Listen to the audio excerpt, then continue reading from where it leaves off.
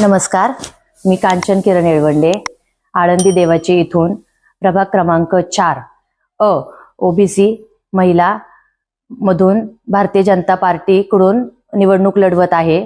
मी एक सामान्य कुटुंबातून आलेली महिला आहे। माझे सासरे गेली 15 वर्ष नगर परिषद येथे सामाजिक कार्य करत होते।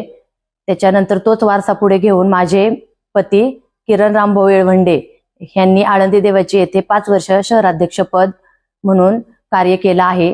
त्यांचा हाच वारसा मला पुढे ठेवून लोकांच्या ज्या समस्या असतील, ज्या सर्वसामान्य घरातील महिलांच्या ज्या अडचणी असतील त्या सोडवण्यासाठी मी प्रभाग 4 मधून निवडणूक लढवत आहे। वारकरी संप्रदायासाठी जे काही अनुदान आपल्याला मिळत आहे, लाडकी बहीण योजना असेल किंवा घरकुल योजना असेल, हे जे योजना आपल्या फडणवीस सरकारने जे चालू ठेवलेल्या आहेत त्या शेवटपर्यंत कशा आपल्या तळागाळातील लोकांपर्यंत पोहोचेल याच्यासाठी मी प्रयत्न करेल।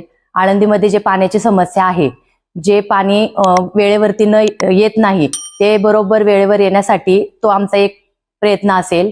जे काही ड्रेनेजची समस्या असेल, जे काही ट्रॅफिकची समस्या आहे ते सोडवण्यासाठी आम्ही पूर्ण कटिबद्ध राहू।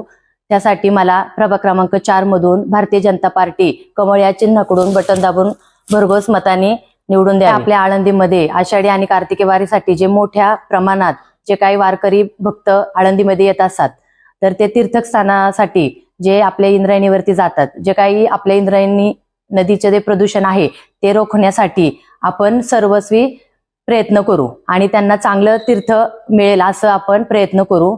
आणि जे काही महिला चूल आणि मूल न राहता त्यांनी पुरुषांबरोबर खांद्याला खांदा लावून प्रत्येक क्षेत्रामध्ये उभारी घ्यावी ह्याच्यासाठी मी प्रयत्न करेल।